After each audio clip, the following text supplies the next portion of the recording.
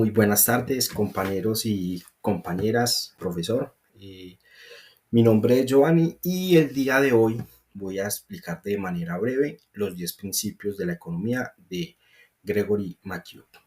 ¿Listo? Estos principios nos ayudan a entender cómo tomar decisiones, cómo interactuar entre personas y cómo funciona la economía en general, ¿cierto? Un tema tan importante como es la economía y que si lo vemos desde un punto de vista, nosotros seríamos unos economistas empíricos. ¿Por qué economistas empíricos? Porque a todo momento estamos en la toma de decisiones que beneficien o de su contrario nos afecte el bolsillo nuestro en nuestros hogares. Somos los economistas de nuestros hogares, como por ejemplo que la compra de un electrodoméstico sea porque se dañó o porque no se tenía. Entonces eso es o beneficio o todo lo contrario para nuestra economía. O, por ejemplo, el de una llave, una canilla que esté goteando. Entonces eso afectaría a nuestra economía, tanto si la cambiamos o no la cambiamos. Si la cambiamos porque eso genera un gasto, comprar la llave, si no la sabemos instalar, contratar pues a otra persona para que porfa no la instale, hay que pagarle, o si la sabemos instalar, pues de igual manera el costo de comprar la llave. Y si no la cambiamos, va a seguir malagoteando y a la hora de que lleguen los servicios va a llegar por un valor muy elevado, ¿cierto? Entonces, bueno, como les decía, estaban divididos por unos grupos de la economía. Entonces empecemos como por los que dicen cómo las personas toman decisiones. El primer principio, las personas enfrentan disyuntivas. ¿Qué quiere decir eso? Cómo las personas toman decisiones, ¿cierto? Primer principio, las personas enfrentan disyuntivas. ¿Qué quiere decir eso? O sea, las personas enfrentan decisiones. Siempre tenemos que elegir entre opciones. Si hago una cosa, no puedo hacer la otra al mismo tiempo, ¿cierto? Entonces, un ejemplo, que voy a salir con mis amigos, entonces este dinero es para salir con mis amigos. Entonces, al yo utilizar ese dinero para salir con mis amigos, ya no voy a poder utilizar ese dinero de pronto para comprarme un juego, para comprarme ropa, ¿cierto? Entonces es en la toma como de decisiones. El segundo principio, que es el costo de una cosa, es aquello a lo que renunciamos para obtenerla, ¿cierto?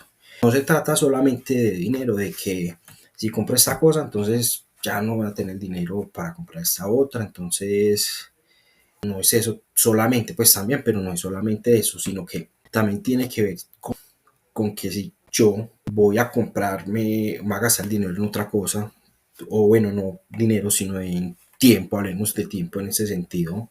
Por ejemplo, si yo ingreso a la universidad, eso tiene un costo, el costo de la matrícula, pero también requiere de un tiempo que yo voy a tener que destinarle para estudiar lo que haya escogido en la universidad, ¿cierto? Entonces, el tiempo lo podemos, uno dice, en vez de estar estudiando, lo puede utilizar para trabajar.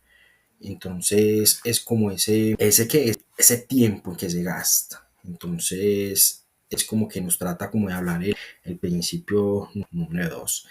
El tercer principio que nos dice las personas racionales piensan en términos marginales. Las personas piensan normalmente siempre en el beneficio adicional, en que antes de que vayamos a hacer algo, de que nos vayamos a gastar un dinero o que eso, pensamos en si hay un beneficio o tiene un costo extra. Entonces, eso es más que todo como que nos trata el tercer principio.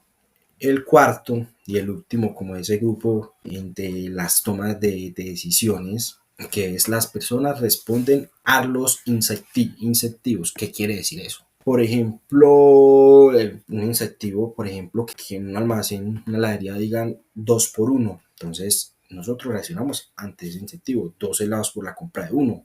O por ejemplo, un ejemplo que nos hablaban ahí en el libro de que el gobierno, por ejemplo, hacía el alza al combustible. Entonces muchas personas optaban por utilizar el transporte público para no gastar tanto con su vehículo, utilizando pues ir usted a comprar combustible salía mucho más costoso. Entonces las personas respondemos mucho a ese tipo de beneficios, ¿cierto? Entonces, bueno, ¿cómo interactuar interactúan las personas. Ahí tenemos el principio 5, 6 y 7. El comercio puede mejorar el bienestar de todos. Claro, el comercio, cuando las, por ejemplo, cuando las personas, los países se especializan en lo que hacen mejor y luego intercambian, todos salen ganando. Por ejemplo, si un agricultor, hablando por el lado del campo, produce café y otro produce cacao, el intercambio, ambos tienen paridad, que si cada uno intercambia, pues hace que todos se beneficien, ¿cierto? Entonces, ese principio es muy, me pareció uno de los como muy bueno de los que hablaban ahí en el libro. Está el principio número 6. Los mercados normalmente son un buen mecanismo para organizar la actividad económica. ¿Qué quiere decir eso? Quiere decir que en un mercado los precios, como son señales de que guían a compradores y vendedores, sin embargo escasean, ¿sí? O sea, por ejemplo, cuando un producto sube o todo lo contrario baja.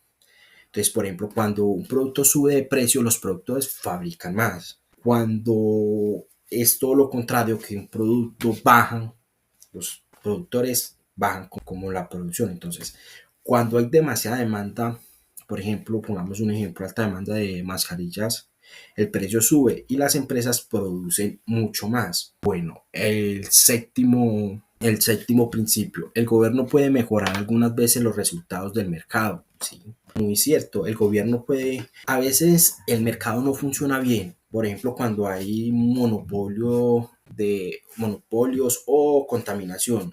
Ahí el Estado entra para corregir esas fallas. Ejemplo, si una fábrica contamina un río, un ejemplo, el gobierno puede poner normas para proteger la salud de esas personas. Entonces, el gobierno sí está siempre ahí como para mejorar los resultados del mercado. Esos serían como los principios que están ahí relacionados como en el grupo ese de cómo interactúan las personas. Ya por último están los principios, yo lo corro un momentico que viene por acá, que está el principio 8, 9 y 10. Entonces, el 8 nos dice, el nivel de vida de un país depende de la capacidad que tenga para producir bienes y servicios. Eso. La riqueza del país no solamente depende de tener mucho dinero impreso, imprimamos billetes, no, sino también de su capacidad para producir bienes y servicios. Ejemplo, país que produzca más tecnología, alimentos o energía tiene mejores salarios y mejor calidad de vida para sus habitantes.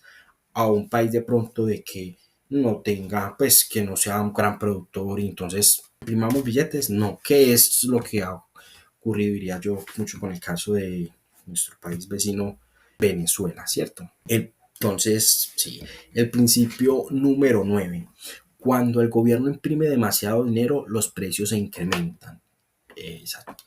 Entonces, cuando hay demasiado dinero en circulación, pero no aumentan, digamos, los productos, los precios suben y el dinero pierde valor. Ejemplo, si todos tuviéramos 1 millón de pesos esta mañana, 1 millón de pesos más, el pan no costaría lo mínimo porque ya habría más dinero.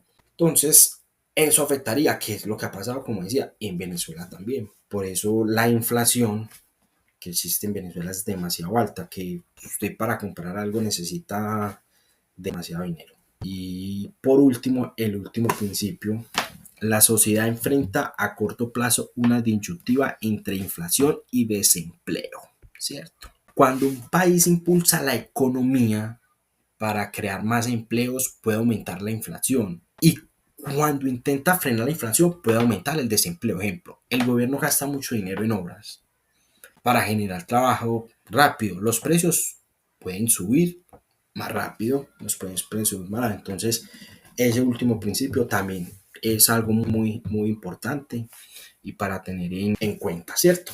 Ya para concluir el video y el tema de los 10 principios de la economía, podemos llegar como una conclusión, por acá, conclusión, que es que estos 10 principios muestran que la economía está en cada decisión que tomamos nosotros, en cómo nos relacionamos y en el desarrollo del país. O sea, la economía es súper importante y está en todo. Como yo decía en un principio, la economía es que nosotros éramos economistas porque tomamos decisiones de nuestro hogar y eso era un beneficio o todo lo contrario, nos perjudicaba. Entonces, esto es todo. Espero que les haya gustado y muchísimas gracias por su atención.